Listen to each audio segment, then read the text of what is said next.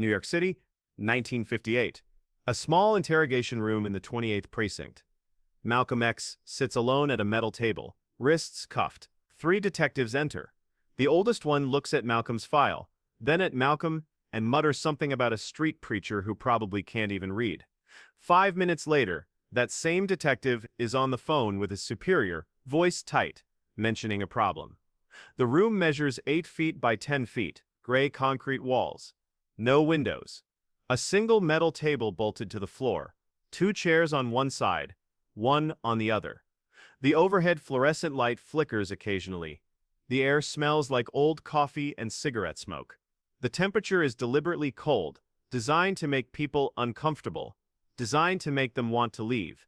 Malcolm X sits on the single chair. His wrists are cuffed together in front of him, resting on the metal surface. He's wearing a dark suit, white shirt, thin tie. The suit is clean, but not expensive. His glasses sit perfectly straight on his face.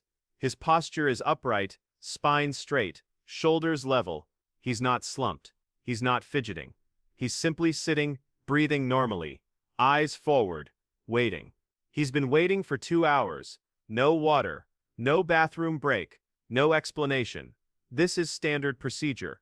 Make them wait. Make them uncomfortable. Make them anxious. By the time the detectives enter, most people are already broken down, already willing to cooperate, already scared. Malcolm is not scared. The door opens. 3 men enter, all white, all wearing suits that cost more than Malcolm's entire wardrobe. The first man through the door is the oldest, maybe 55, gray hair combed back, thick build. His face is lined with years of late nights. His eyes are tired but sharp.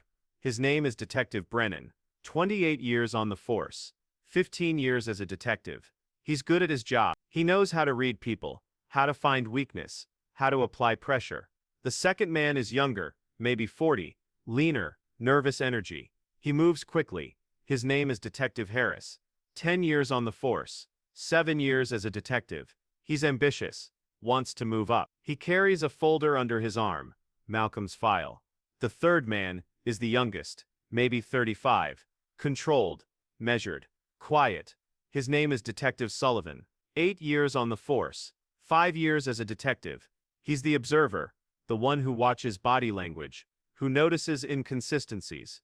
Brennan walks to the other side of the table and sits down directly across from Malcolm. Harris sits next to him. Sullivan stays standing near the door, arms crossed, watching. This is their standard formation. They've done this hundreds of times. Brennan opens the folder, Malcolm's file. It's thin, a few pages, arrest record from years ago, some notes about speeches he's given in Harlem, reports from officers who've monitored his activities. Nothing substantial, just a street preacher, as far as the file indicates. Someone who talks to crowds, who says things that make people uncomfortable, but nothing illegal, nothing they can actually charge him with. Brennan reads through the file slowly, takes his time, makes Malcolm wait. This is part of the process. Make them watch you read about them. Make them wonder what you know. Most people start talking just to break the tension. Most people start explaining themselves, defending themselves, offering information nobody asked for. Malcolm sits quietly, doesn't speak, doesn't shift in his chair, doesn't look away, just wait. His breathing is calm. His face shows nothing. No fear, no anger, no confusion, just patience. Brennan closes the file, looks up at Malcolm, studies his face, the glasses, the clean suit, the straight posture, the calm expression. This is not what Brennan expected. Most people brought into this room are visibly nervous by now, sweating, fidgeting, avoiding eye contact. Malcolm looks like he's sitting in a library, not an interrogation room. Brennan's assumption is clear in his expression. Street preacher, self-taught, probably dropped out of school, probably can't read very well. The file mentioned he spent time in prison, criminal background, no formal education, learned to talk tough on the streets. Now uses that to manipulate crowds. Nothing substantial, nothing to worry about. Harris opens his own folder, pulls out photographs. Images of Malcolm speaking at street corners in front of crowds. His hand raised, people listening. The photos are meant to be intimidating, meant to show Malcolm that he's been watched. Harris spreads the photos on the table. Malcolm glances at the photos, doesn't react, doesn't lean forward to look closer, doesn't ask why they're showing him these, just acknowledges them with his eyes and returns his gaze to Brennan. This lack of reaction irritates Harris. Brennan begins the questioning. His tone is casual, almost friendly. Asks Malcolm about his activities, about the speeches, about the organization he represents. The questions are simple, straightforward, designed to seem harmless, designed to get Malcolm talking. Malcolm answers each question directly. His responses are precise. No extra words, no elaboration, no defensiveness. He confirms what they already know from the file and adds nothing new. His voice is calm, measured, controlled. He speaks clearly, articulates every word perfectly. There's no street slang, no dropped consonants. He sounds like someone who has spent considerable time reading, studying, thinking about language. This surprises Brennan. The file said street preacher, self-taught, limited education. But Malcolm's vocabulary is advanced. His sentence structure is complex. He uses words Brennan doesn't hear often, words that suggest extensive reading, formal study, intellectual development. Harris notices it too, shifts in his seat, exchanges a glance with Brennan. Something is off. Street preachers don't talk like this. People with limited education don't use this kind of vocabulary. Sullivan is still watching from the door. He sees what the others are beginning to see. Brennan changes tactics, starts asking harder questions, questions about Malcolm's organization, questions about specific statements Malcolm has made in public, questions designed to trap him, to get him to say something incriminating, to contradict himself. These are the questions Brennan has prepared, the ones based on weeks of surveillance. Malcolm answers each question with the same calm precision. He doesn't deny anything he's said publicly, doesn't back away from his positions, but he also doesn't give them any new information. Every answer is calculated, measured, designed to say exactly what needs to be said, and nothing more. 20 minutes into the interrogation, Brennan realizes they're not getting anywhere. Malcolm hasn't slipped once, hasn't contradicted himself, hasn't revealed anything they don't already know. This is unusual. Most people crack by now. Harris gets frustrated, leans forward. His questions become more aggressive, more accusatory. He's trying to provoke a reaction, trying to make Malcolm angry, trying to break his composure. Angry people make mistakes. Malcolm doesn't react to the aggression, doesn't raise his voice, doesn't get defensive, doesn't show any sign of irritation. He simply continues answering questions with the same calm precision. His breathing doesn't change. His posture doesn't shift. This makes Harris more frustrated. He pushes harder, questions Malcolm's intelligence, questions his education, suggests Malcolm is being used by smarter people. These are direct attacks, designed to hit ego, designed to make Malcolm defend himself. Malcolm doesn't take the bait, doesn't defend his intelligence, doesn't argue about his education, doesn't try to prove anything. He simply waits for actual questions and answers them factually. The personal attacks slide off him like water. Brennan realizes what's happening. Malcolm is not just composed. He's been trained, or he's trained himself. This level of control doesn't come naturally. This is someone who has studied interrogation techniques, who understands the psychological tactics being used, who has prepared for exactly this situation. 30 minutes in, Brennan tries a different approach. He asks Malcolm about his reading, about his education, about what he studied in prison. These seem like casual questions, almost friendly, but they're designed to gather information about Malcolm's intellectual capacity. Malcolm's response is detailed but controlled. He mentions books he's read, authors he's studied, subjects he's explored: philosophy, history, religion, political theory. The list is extensive. The authors he mentions are not simple. These are serious academic texts, advanced philosophical works, historical analyses that require significant background knowledge to understand. Brennan and Harris exchange another glance. This is far beyond what they expected. The file said street preacher, limited education. The file was wrong. This is someone who has engaged in serious intellectual work. Someone who has taught himself at a level that rivals formal university education. Sullivan straightens slightly near the door. Even he's surprised. 40 minutes in, the interrogation has completely shifted. Brennan is no longer trying to break Malcolm down. He's trying to understand who Malcolm actually is. The questions become more substantive, less about trying to trap him and more about trying to understand his thinking. Malcolm answers the substantive questions with the same precision, but now there's more content. He explains his perspective on American history, on the relationship between race and power, on the systems that maintain inequality. These are not emotional rants. These are analytical frameworks, carefully constructed arguments based on historical evidence and logical reasoning. Harris has stopped asking questions. He's just listening now, trying to process what he's hearing. This doesn't match anything in his experience. Brennan asks about specific historical events, tests Malcolm's knowledge, asks about dates, about details, about context. These are the kinds of questions that expose people who are just repeating things they've heard without really understanding them.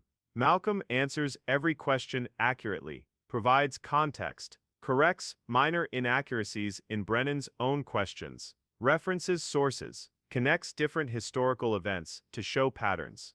This is not mimicry. This is real knowledge. 50 minutes in, Brennan sits back in his chair.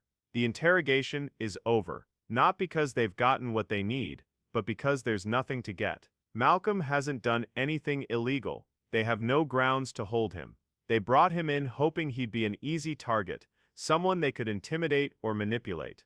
Instead, they've encountered someone who is intellectually untouchable. Brennan realizes something that makes him deeply uncomfortable. Malcolm is smarter than he is, significantly smarter, more educated, more analytical, more disciplined.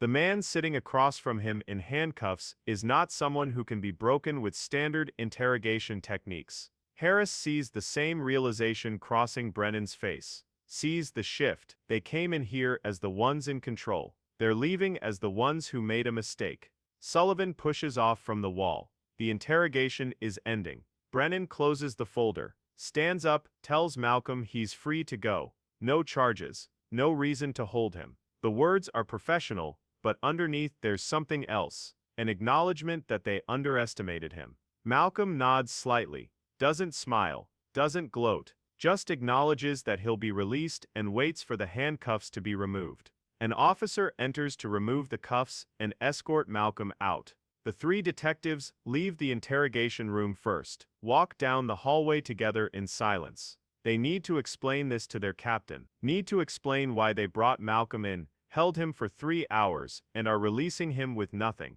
Brennan makes the phone call. His voice is tight when he speaks. He doesn't go into detail on the phone, just says they have a situation, says they need to meet. The captain hears something in Brennan's voice, agrees to meet immediately. Malcolm is escorted out of the building. His suit is wrinkled from 3 hours in a cold room. His wrists are red where the handcuffs pressed against skin, but his posture is still straight. His expression is still calm. He walks out into the New York night like nothing happened. Inside the precinct, the three detectives sit in the captain's office. Explain what happened. Explain how wrong their initial assessment was. Explain that Malcolm X is not what the file suggested. Not a simple street preacher. Not someone with limited education. He's someone with serious intellectual capacity. Someone who has educated himself to a level that rivals university training. Someone who understands exactly how power works, how systems operate, how interrogation techniques function. The captain listens, asks questions, reviews the file, realizes the implications. If Malcolm is this sophisticated, this disciplined, this intelligent, then he's not just a street preacher.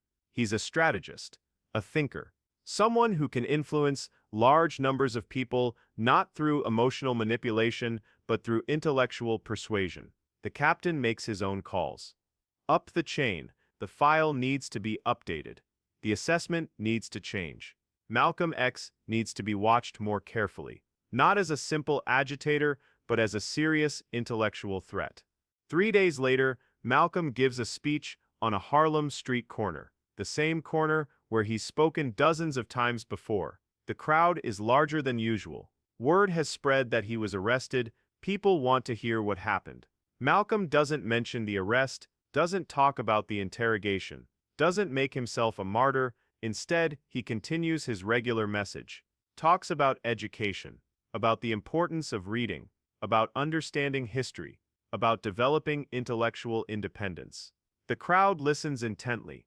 Many of them know he was arrested, many of them know he was released without charges.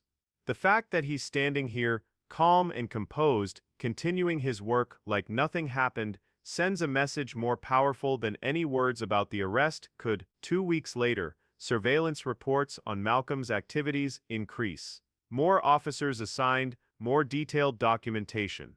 But the tone of the reports changes. Earlier reports described him as a street preacher, an agitator. The new reports describe him differently: an intellectual, a strategist, a sophisticated thinker who uses education and analytical argument to build a following. The interrogation didn't break Malcolm, but it broke the illusion that he was just another street preacher who could be easily dismissed. 50 minutes in a cold room revealed what many people would spend years failing to understand. Malcolm X was dangerous precisely because he could not be intellectually dismissed. Brennan retires 2 years later. At his retirement party, a younger detective asks about his most memorable interrogation. Brennan mentions Malcolm X, says it was the only interrogation where he walked out knowing he'd been outthought. Harris eventually makes captain, trains younger detectives, always tells them one story about never assuming someone's intelligence based on appearance. Sullivan transfers to a different division, becomes a specialist in intelligence gathering, develops better methods for assessing subjects that look beyond surface appearances. Malcolm continues his work. The arrest becomes one of dozens over the years. Each time the same pattern: they bring him in, they try to break him, they fail, they release him. He goes back to work. Years later, a journalist asks Malcolm about his arrests, about the interrogations. Malcolm's response is characteristically precise. He says the interrogations were never about finding evidence. They were about trying to understand him, about trying to figure out how someone like him existed, how someone from his background could speak like he does, think like he does. They couldn't reconcile the person they saw with the categories they had in their minds. The journalist asks if the interrogations bothered him. Malcolm says they didn't. Says he understood what they were doing and why. Says being underestimated was often useful. People who underestimate you reveal more than they intend. Every interrogation was an education in how power sees threats. The journalist asks what Malcolm learned in that first interrogation in 1958. Malcolm thinks for a moment, says he learned that intelligence is the thing they fear most, that they can handle violence, can handle anger, can handle emotion. But intelligence that doesn't fit their categories, that operates on a level they don't expect, that's what makes them uncomfortable. The interrogation room in the 28th precinct is still there. Thousands of people have sat in that room over the decades, been questioned, been pressured, been broken or released. But for 3 detectives who worked that room in 1958, it's where they learned that intelligence cannot be handcuffed, cannot be dismissed based on assumptions about street preachers and limited education. Malcolm X walked out of that room the same way he walked in, calm, composed, unbroken. The detectives walked out different. That realization spread through the precinct, through other departments, through the agencies that monitored activists. Malcolm X was not someone who could be handled easily, not someone who could be dismissed as just another agitator. He was something much more dangerous. An intellectual who could not be intellectually dismissed. 50 minutes in a cold room, 3 experienced detectives, 1 man in handcuffs, and at the end, the man in handcuffs walked out free, while the men with power walked out knowing they'd lost. If this story made you reconsider what real intellectual power looks like, consider subscribing. Consider reflecting on who in your own life you might be underestimating based on surface appearances.